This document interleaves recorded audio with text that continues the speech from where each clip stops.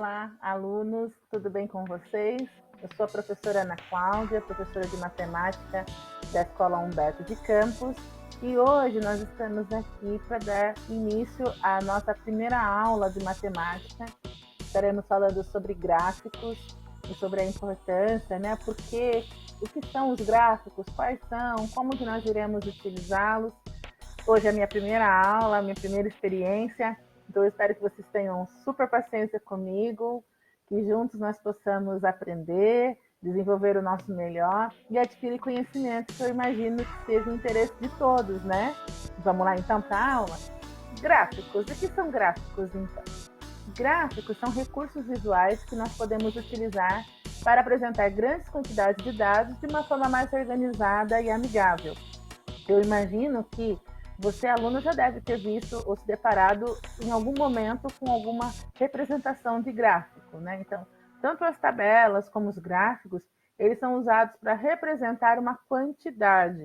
Se você assiste um jornal, se você lê uma revista, ou até mesmo seus livros acadêmicos, você provavelmente já se deparou com alguma imagem de gráfico. Então, ele pode contribuir para a visualização e melhor compreensão, podendo usar como tendência, comprovar uma ação, comprovar um teste, por exemplo, né? Então, ele é muito utilizado com essa função de representar.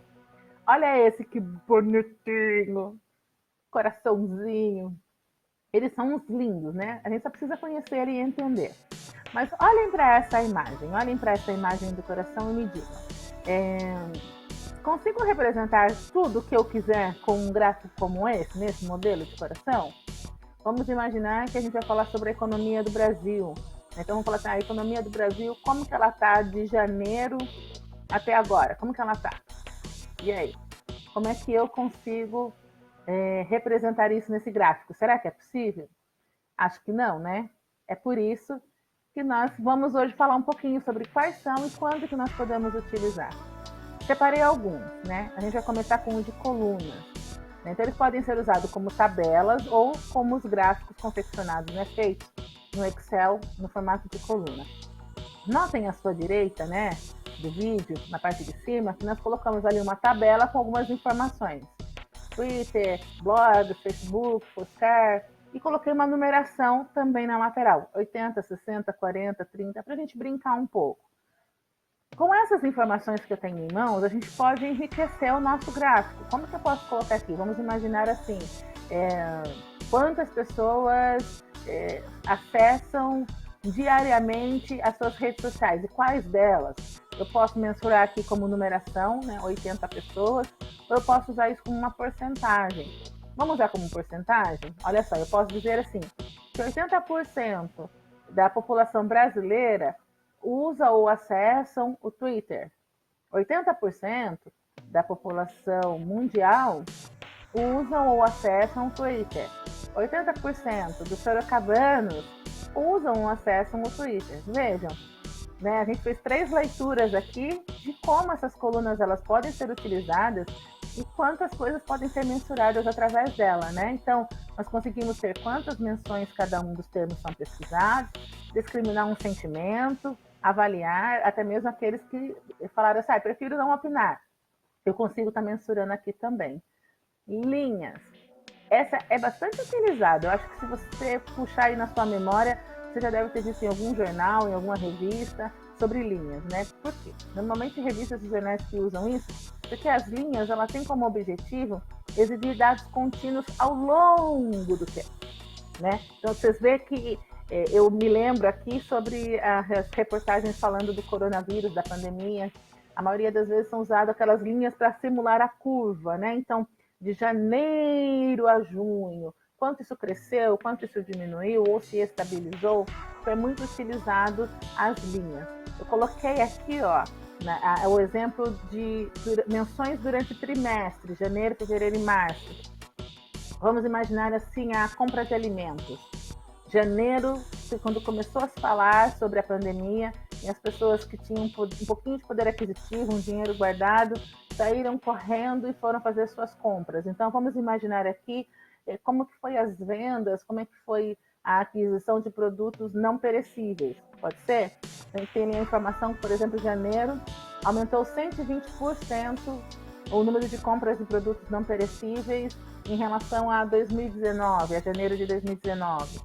Já em fevereiro, que foi a hora que fechou tudo, que ninguém podia sair de casa, né, e que veio as notícias mais assustadoras, as pessoas se limitaram, 40%, houve um aumento de apenas 40%, equivalente a fevereiro de 2019.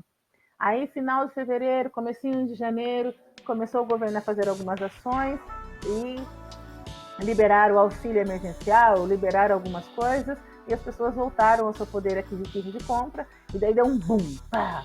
150% de pessoas, não, melhor, 150% de aumento nas compras, né, de produtos não perecíveis em relação a março de 2019.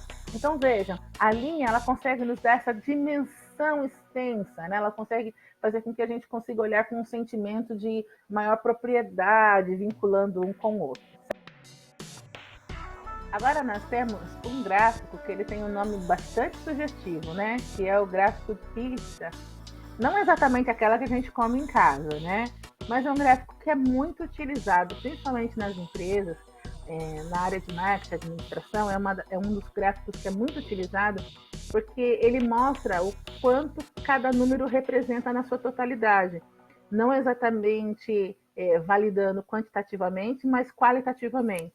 Né? Então, ele é bem interessante porque dá para você destrinchar as menções necessárias, abordar os principais temas, e o foco não é exatamente a quantidade. Eu não preciso me preocupar, entre aspas, em quantas pessoas foram entrevistadas, mas na qualidade que essa representação vai me trazer. Coloquei como exemplo aqui, ó, imagine que nós temos uma livraria e que eu queira saber quantos livros, né, são os que mais são procurados, né? Então eu coloquei lá, ó, lançamentos 250, clássicos 450, didáticos 150, infantis 80, né? E daí eu consigo, através da conversão do Excel, colocar isso de uma maneira percentual, né? Então é bem interessante esse gráfico. Nós temos também o gráfico de área, que ele tem as mesmas particularidades que o gráfico de pizza. Por quê? Porque ele tem uma maior representação na sua imagem e ele também usa a linha. Então, permite com que as pessoas tenham uma melhor compreensão naquilo que está sendo visualizado e essa questão do espaço, do tempo, que muitas vezes se faz necessário dependendo do que você está representando com o seu gráfico, tá? Esse gráfico ele é bem interessante, né? Enigmático, vamos assim dizer, que é o gráfico radar, ou também conhecido como gráfico de aranha. Ele é um gráfico um pouco mais complexo e normalmente ele é utilizado por pessoas que têm maior habilidade, que já têm uma maior compreensão daquilo que vai ser visualizado, né? Então as pessoas utilizam bastante ele.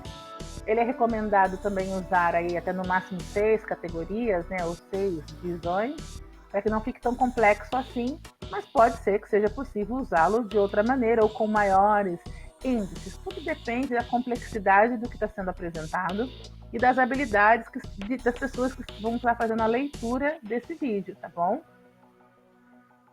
Esse daqui, olha, é o gráfico rosca. O gráfico rosca ele é muito utilizado em farmácias, laboratórios, eu já vi em algumas caixinhas de remédio, porque ele mostra o quanto cada valor representa sobre o número total. Né? Então, esse gráfico ele é mais usado também pela questão qualitativa. Eu posso colocar numa tabela a quantidade numeral das pessoas que foram pesquisadas, ou, enfim, da quantidade das coisas que eu estiver colocando, e convertê-lo no percentual, porque realmente vai ser essa representação. Né? Vamos imaginar aqui, ó, que eu coloquei positivo, negativo e neutro. Sei lá, vamos imaginar aqui quantas pessoas estão conseguindo, ou melhor, o que as pessoas estão achando desse novo normal, né? Dessa nova modalidade de ensino à distância, de trabalho à distância, projetos à distância. Então, tenho lá, 40 pessoas acharam legais, né? Então, na representação gráfica, esses 5% se adaptaram, acharam legal. 275 não gostaram, acharam negativo, ou seja, 38%. Não quiseram opinar, neutro, 403. Então eu consigo trazer essa melhor visualização. Aqui nós temos o aplicativo, o gráfico de barras. Esse gráfico, ele é bastante utilizado, principalmente no varejo. Nós vemos ele bastante sendo utilizado, por quê? Ele é aplicado para ilustrar comparações entre itens individuais. E, além disso, ele me permite também representá-lo numeralmente. Então, aqui até coloquei um exemplo. Ó. Imagine que eu tenho uma loja de eletroeletrônicos e eu quero saber quantos dos meus produtos são os mais vendidos, quais deles são os mais vendidos. Eu consigo ter essa referência, claramente. A gente consegue ver ali que é o pendrive. Opa, deixa eu investir logisticamente nisso, porque é algo que pode ser mais rentável para a minha empresa. Olha, netbook não sai tanto, será que compensa continuar ou não? Então ele nos traz essa melhor visão, né? Dá para comparar os itens entre eles, discriminar a análise, né? E colocar quantos termos eu quiser a pesquisar, né? N opções aqui, muito legal. Temos o gráfico dispersão.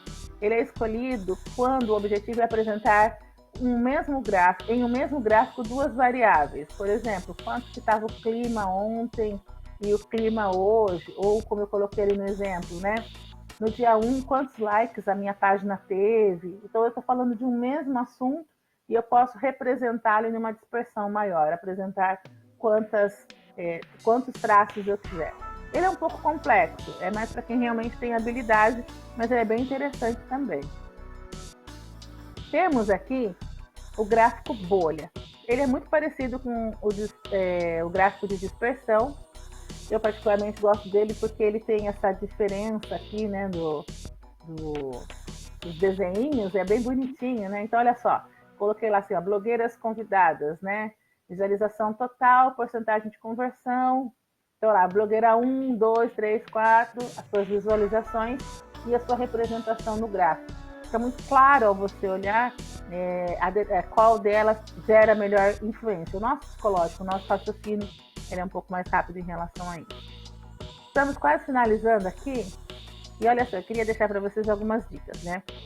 Na maioria dos relatórios, os gráficos mais utilizados são os de linha, coluna, barra e pizza, por serem entendidos com maior facilidade. O ser humano, ele tende muito para o visual, ele olha muito, né? Então, se você quiser usar outro, é claro que você pode usar, mas dentro da visão de empresas, escritórios, os mais utilizados são esses aqui, né? Top 4 da leitura de dados aqui, né? Que são os 4 mais utilizados dentro de empresas e em relatórios no geral, tá bom? Uma coisa que é bom a gente ter na mente é que tudo que é bem feito, bem organizado, ele tem uma melhor compreensão, né? Então eu coloquei aqui, olha, o antes e o depois. Quando a gente está montando, né, o nosso gráfico, ele tem linhas, tem numerações, né? Enfim, eu preciso dessa tabulação para que o meu gráfico crie, incorpore, né, o que é sendo necessário.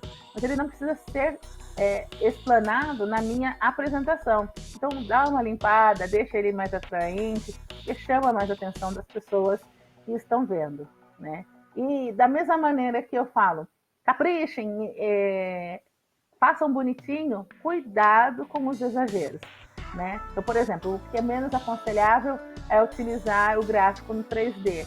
Por quê? Porque às vezes ele vai tirar a beleza ou a referência que realmente esse gráfico quer apresentar, tá bom? Então, olha só, eu coloquei aqui, tudo bem que eu falei para vocês embelezarem, né? Mas a gente tem que escolher aquele que traz maior eficiência e eficácia para o que eu quero apresentar, né? De produto final, de melhor compreensão para o meu leitor, para a pessoa que está vendo aquele gráfico que está sendo apresentado, né? Então imagine aqui, olha só, a gente colocou aqui sobre redes sociais, né? Mas será que não fica muito confuso se eu optar por Pix? Ah, professora, mas você falou que eu posso usar qualquer um deles. Sim, dentro da coerência, né? Então, quais deles vão trazer uma melhor resposta para aquilo que está sendo pesquisado e apresentado? Qual é o laudo que está sendo feito disso, né? Na dúvida, essa é uma premissa que a gente tem que carregar conosco, né? Que o menos é mais. Então é isso, minha gente. Muito obrigada, né? Sou a professora Ana Cláudia, foi um prazer estar com vocês. Até a próxima.